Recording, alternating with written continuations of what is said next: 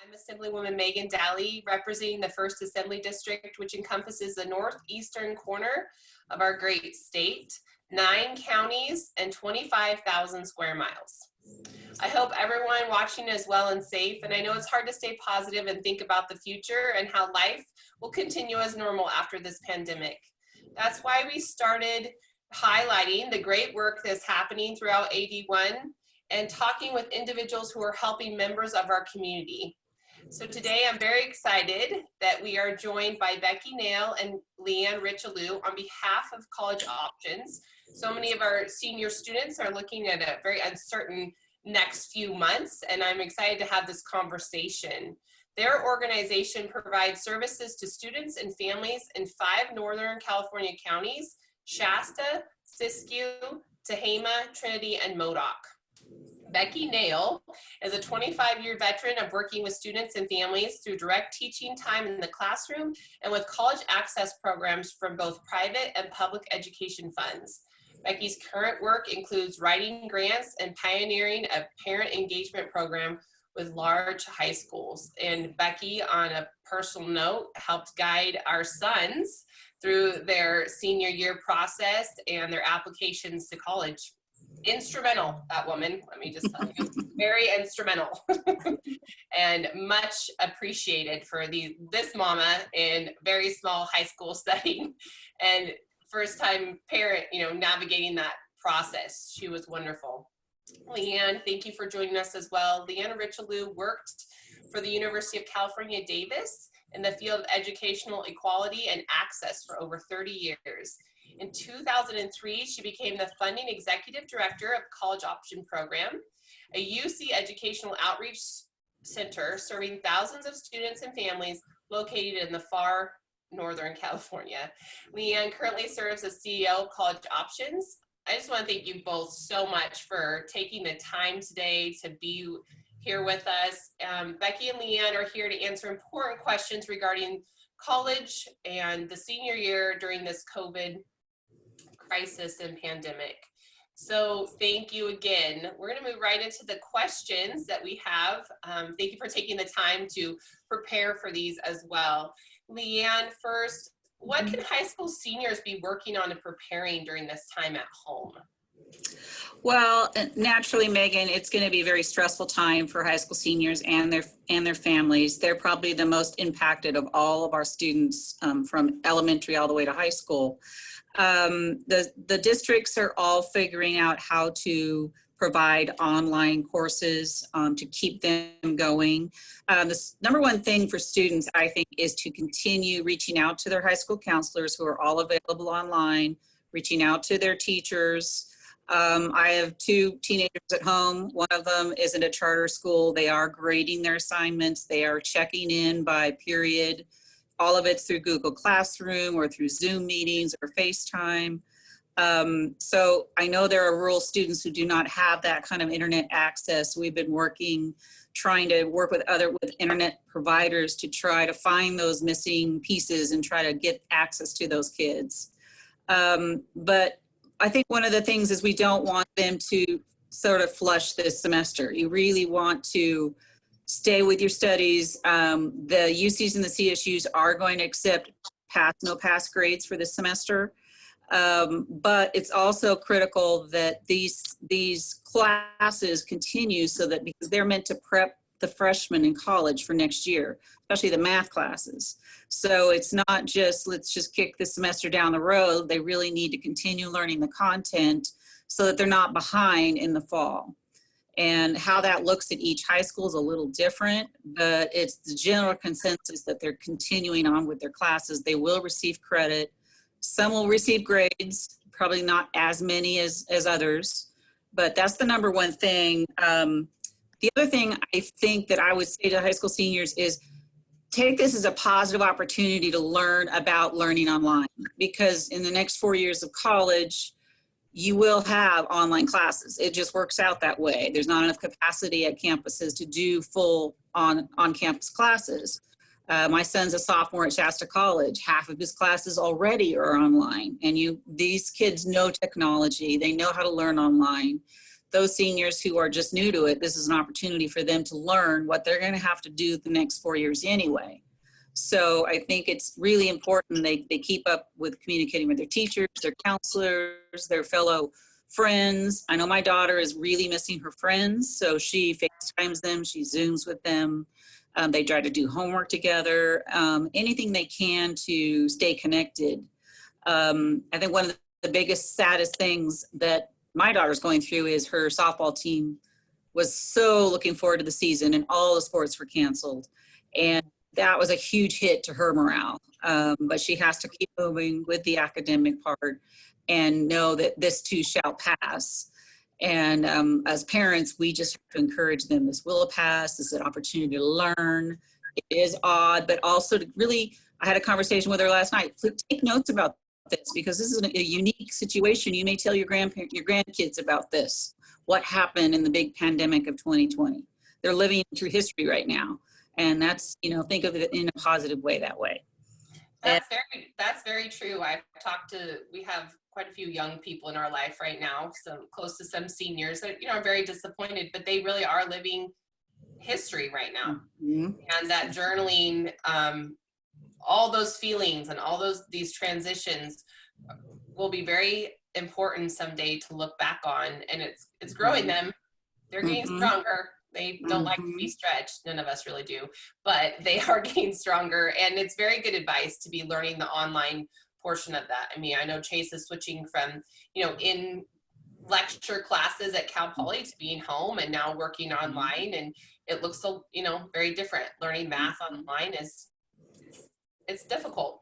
But I also want to mention too, there's lots of free online tutoring out there, especially math. I would say math is the #1 class to keep up on. And there are Khan Academy, Study Smart tutors, lots of resources that parents could find through their high school website, through our website, for those math questions that they can't answer to help their students. So be sure to look on those too. They're all free.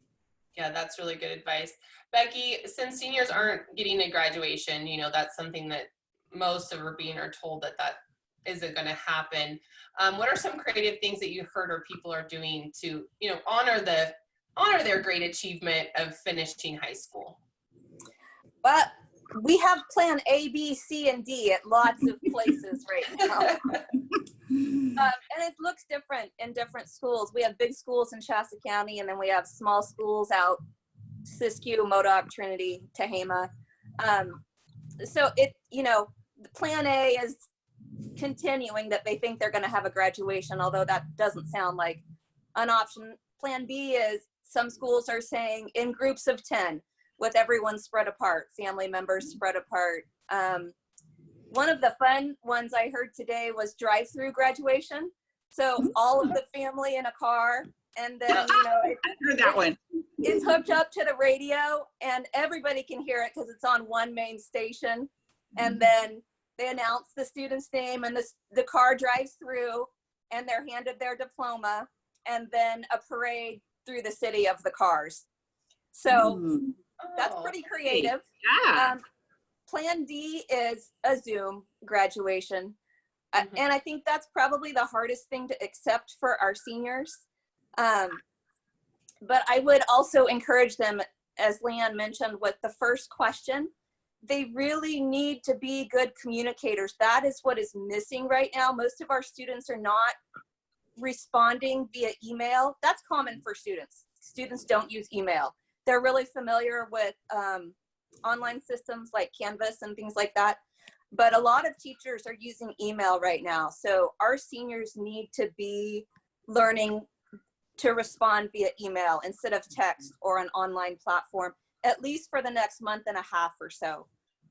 We have some seniors who are short on credits. They were already in the middle of credit recovery.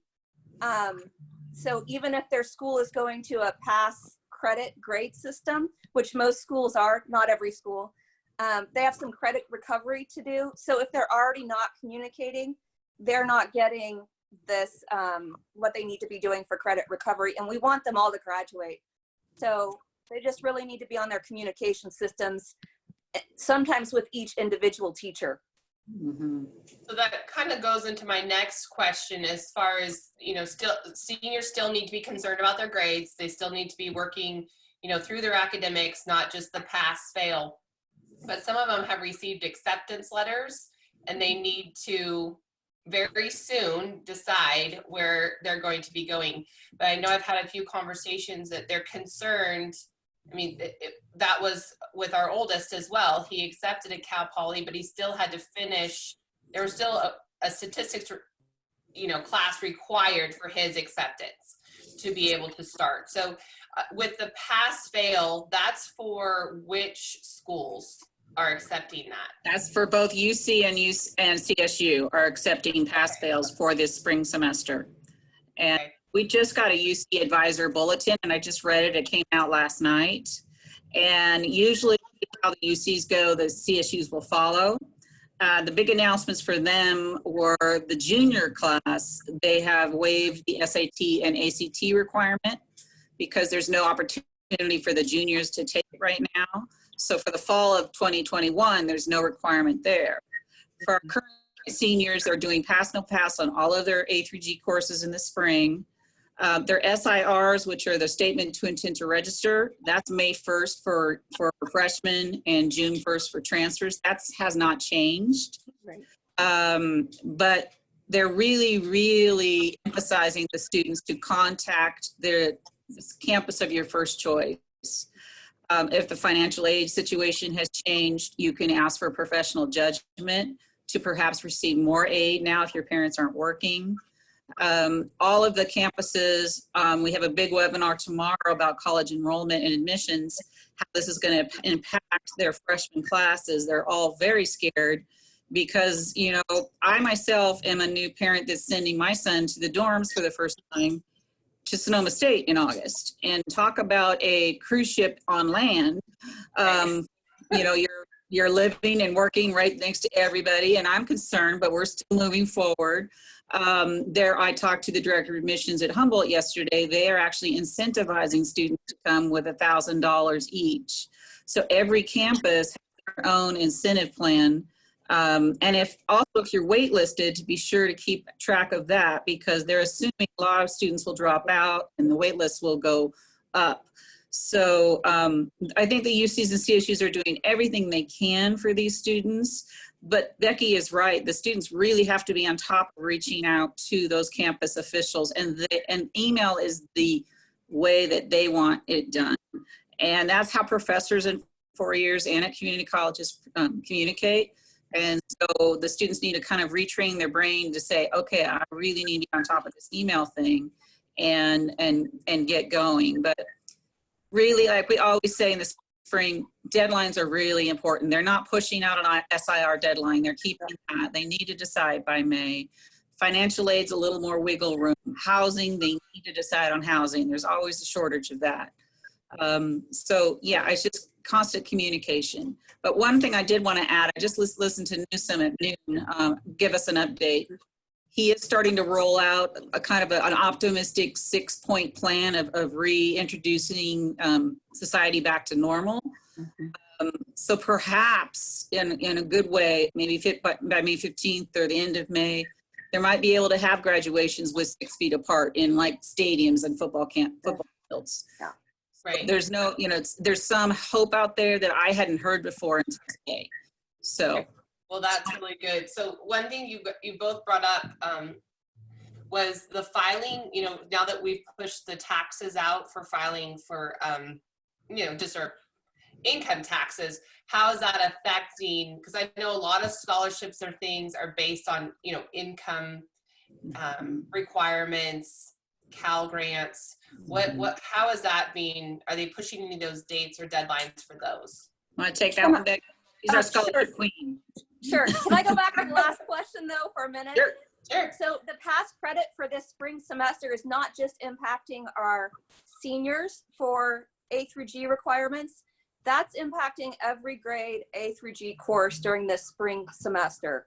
So if we have 9th through 12th grade students taking A through G courses this spring semester, those classes are all going to count as A through G credit for any pass grade given this semester. So Good, good. Yeah, not just seniors, good. Yeah. One more thing before we go on to financial aid. They are giving AP exams, but in a shorter venue. They're doing 45-minute online exams because they don't want the students to have worked all this year on an AP and not receive AP credit. So they will be communicating the high schools with those students in those courses to take online 45-minute exams. If the students score 3 or higher, all the UCs and CSUs are prepared to give them credit. So it's a shortened format, it's online, but it gives them an opportunity to not waste those credits in college. So that's good news. Yeah, That's very good news. okay, so on to financial aid. Yes. Financial aid moved a couple years ago to prior tax year. So our seniors who filed their FAFSA recently, they're under 2018 taxes, Okay, good. which have already been done. That being said, there are probably a lot of special circumstance or professional judgment calls because parents have lost jobs. Circumstances have changed since those taxes were done, maybe even within the last month.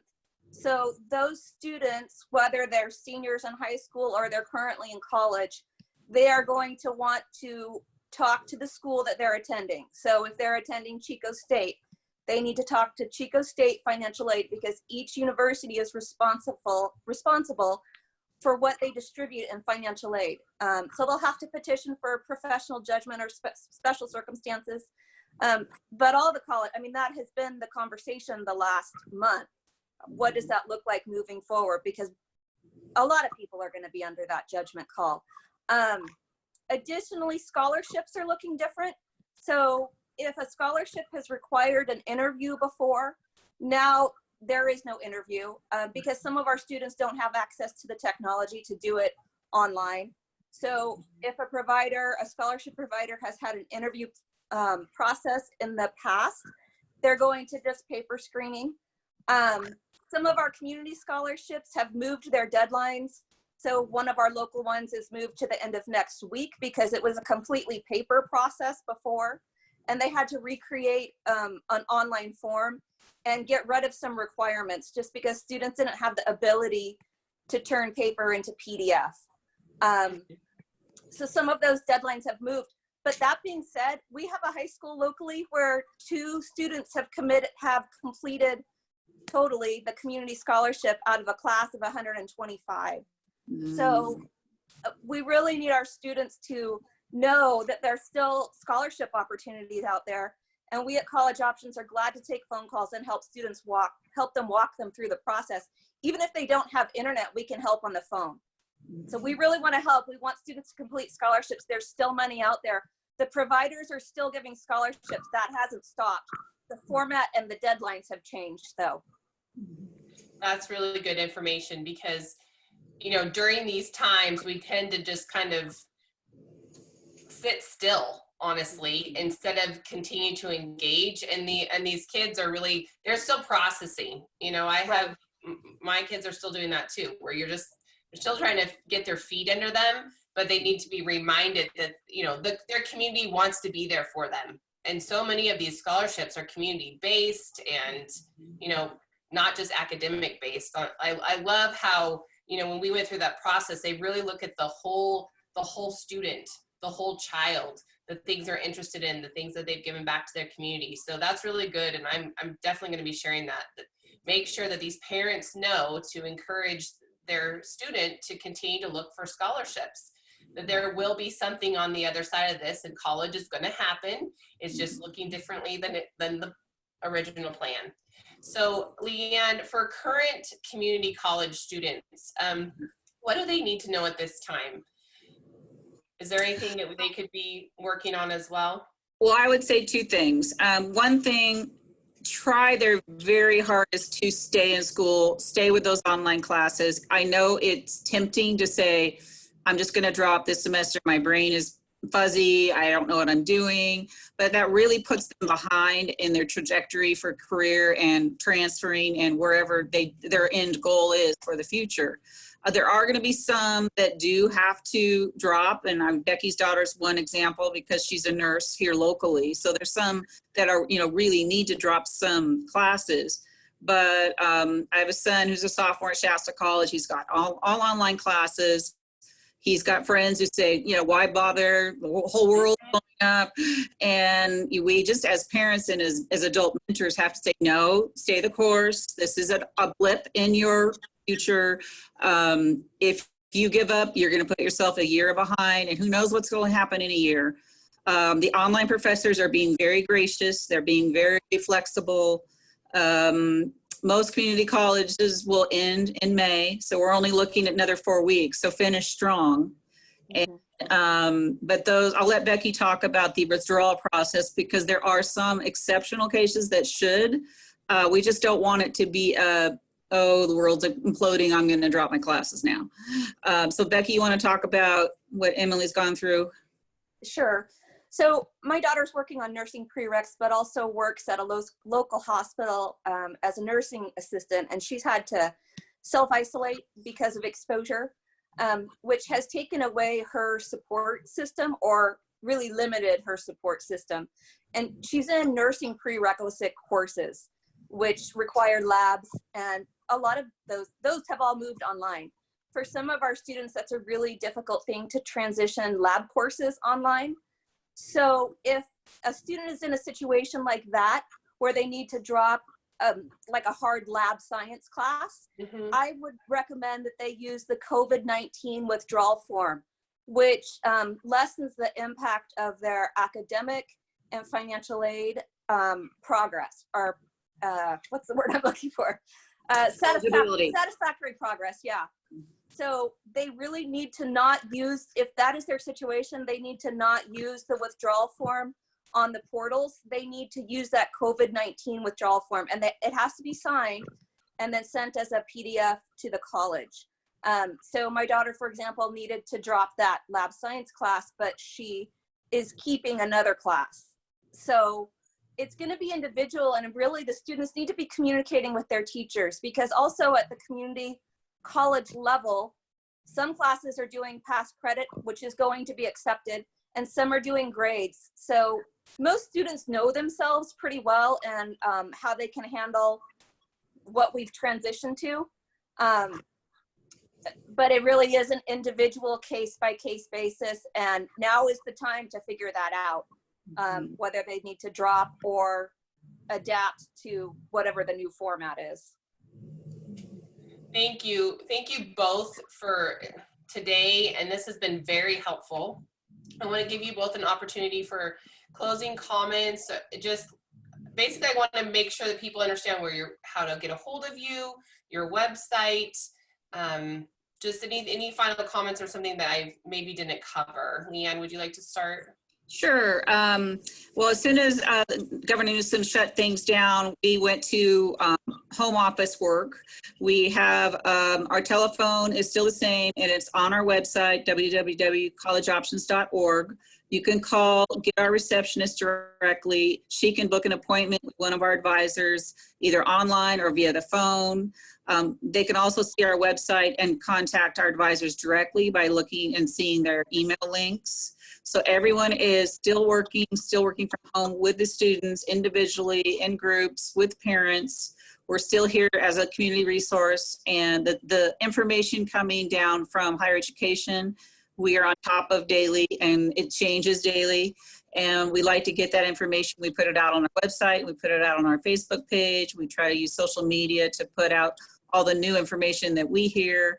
But please use our website as a resource for both educators, parents, and students, and we're here to help. I would like to say that I'm super proud of our students for rebounding, trying to figure out what's next. This is an unknown for all of us, and our kids are powering, they're trying to figure out what's next, and I'm super proud of them for navigating something none of us have done before. Right, that's so very, very true. Well, thank you so much for both of you for joining me today, and I hope that everyone that watching has found this information to be very helpful and informative. This and other timely information updates are available on my website. So thank you for joining us today, and we hope you've learned that our communities are definitely coming together in all different areas, and we're all trying to do our best to protect ourselves, our families, and our communities in these uncertain times. God bless you and your families. Thank you for staying home. Stay safe, and we're all in this together. Thank you again.